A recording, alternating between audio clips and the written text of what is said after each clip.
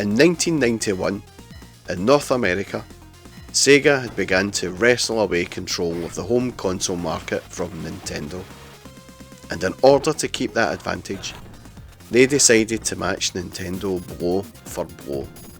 This would of course mean making sure Mega Drive owners did not have a reason to swap allegiances. Final Fight was a very popular two-player side-scrolling beat-em-up that was a hit in the arcades, and was being ported over to Nintendo's new shiny 16-bit console. So Sega got to work on a scrolling beat-em-up of its own, and this was the result: the amazing Streets of Rage.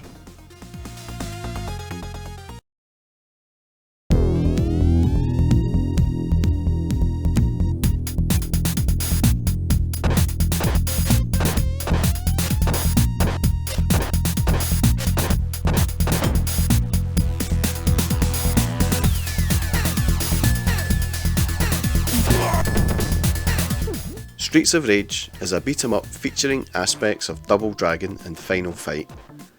One or two players take control of Adam, Axel or Blaze, and then proceed to save the city from being overtaken by a criminal syndicate led by Mr. X. The action is set across 8 levels, and all have a variety of moves, such as headbutts, suplexes, throws and reverse attacks. Scattered around the landscape are weapons that can be used to attack enemies, such as knives, glass bottles, pipes and baseball bats, and food items that increase energy, such as apples and meat. Players also have a limited number of special attacks that allow them to call the police and summon a police car that fires explosives, damaging all enemies on screen. The screen can quickly fill up with enemies including ninjas, punks, and women in bondage, and up to 12 can appear on screen at any one time. So the enemy clear screen is well needed at certain points in the game. The game was designed for players to focus on preventing enemies from swarming them, as well as to work with a second player using various cooperative team moves. Each level has a boss encounter, and in 2-player mode you get a boss each, except for the end of level 5, where you attack palette swapped versions of Blaze's twins, and at the end of level 6 as well.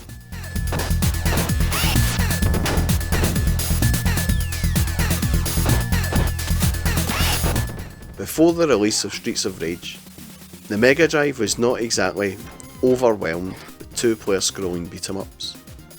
We had Golden Axe, and that was about it really. So when this game appeared in magazines across the UK, we gamers were gagging for a good 2-player beat-em-up, and we were not disappointed.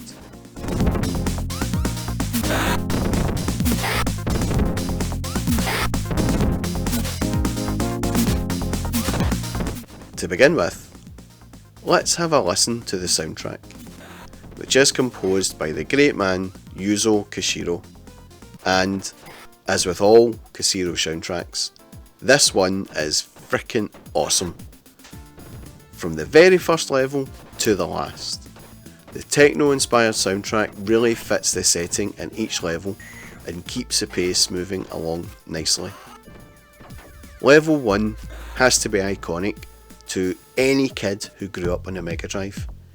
Even if they hadn't heard this tune in 30 years, they would know instantly what game it was from.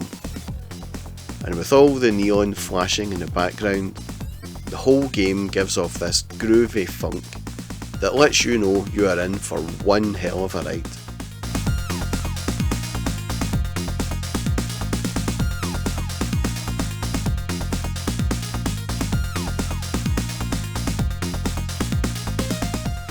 There are so many great tracks in this game, from the slow pace of the second and fourth levels, to the fast paced first and third levels, the industrial sounding level 6, but my favourite has always been the music on level 5. It sounds so freaking class, and with the horn sound effect of the ship in the background, which sounds like it belongs to the soundtrack. It's just a real pleasure for my ears, and I freaking love it, man. And I also love how the music starts when the title card text for the level matches up. It's just such a neat touch.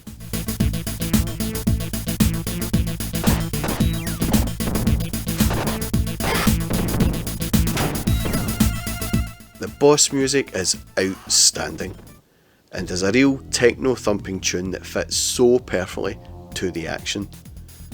Techno was getting big in those days, and it's no wonder Koshiro-san was inspired to use it in this game.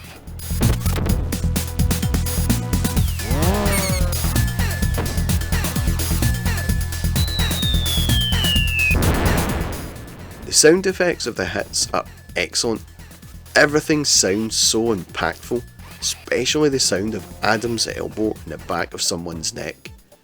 It's enough to make you wince in pain, as if you were being struck by it yourself. The screams of pain by the enemies are pretty much what you would expect at this point in the Mega Drive's life, but they don't sound out of place or anything, and certainly do not take away anything from the game.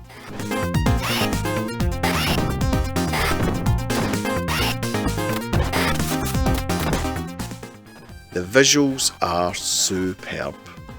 Okay, the sprites are a little on the small side, but not many Mega Drive games utilised large sprites, and if they did, there was never a lot of them on screen at any one time. But with smaller sprites, you get to fit more of them on screen, which is important in any beat 'em up, but I will come back to that later. The backgrounds are fairly repetitive on each stage, but still nicely detailed and do their job well. So visually, I have no real complaints with this game. The sprites, the backgrounds and other icons are nicely detailed and animated well. The gameplay is amazing. This is still a game I come back to regularly. It's easy on easy mode, but challenging on the harder difficulty settings, and the replay value is great. This is a game I seldom get bored of playing. The visuals, the sound, the playability, it's all wrapped up in this great package with a nice Sega bow. The 2-player mode allowed for players to team up and use each other in a sort of double team attack, extending the moveset of each character further. But if there is one criticism of Streets of Rage, it's this. And I go back to the smaller sprites and being able to fit lots of enemies on screen here.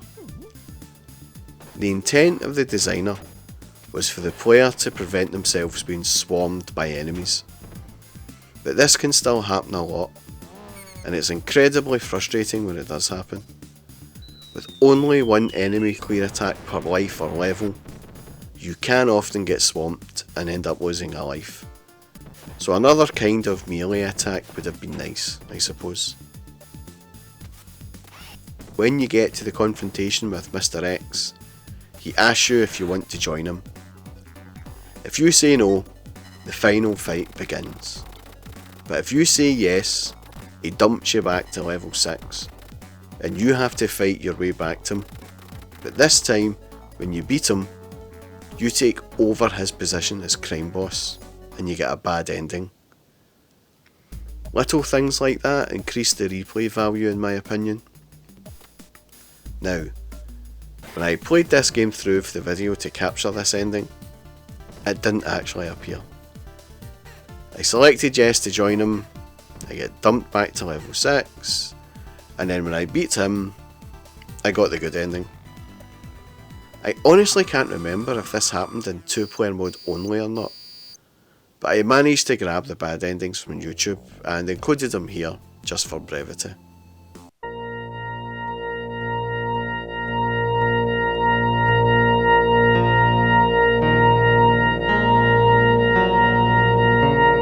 I hired this game for a few days when it first came out, and with a short hire time, it was played fairly constantly for 3 days.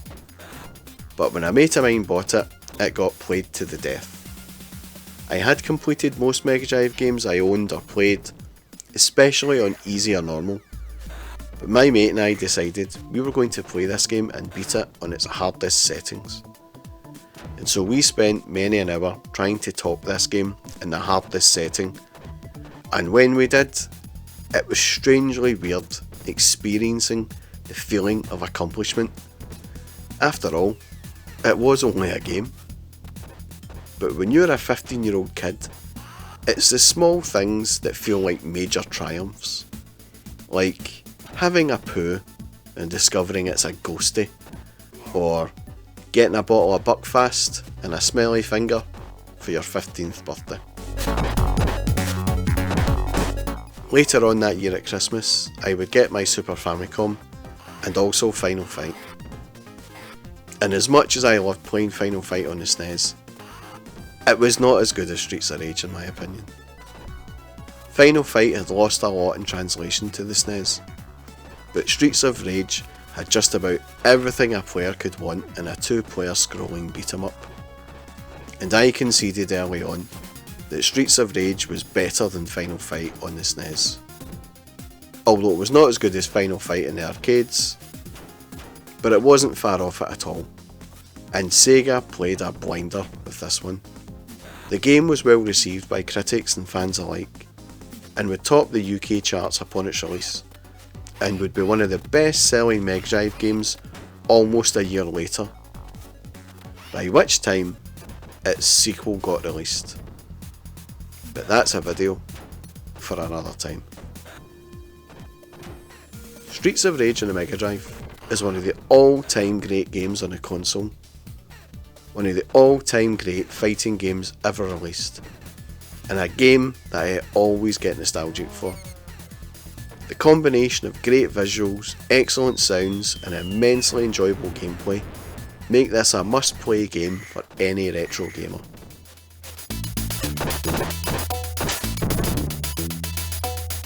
That was my look back at Streets of Rage on the Megadrive. If you have good memories of Streets of Rage, then please feel free to drop a comment below, or even give me a thumbs up and a sub if you are inclined to do so. And a big thanks to all of those who have subscribed to me so far and commented on my other videos. It really does mean a lot. That's all from me folks.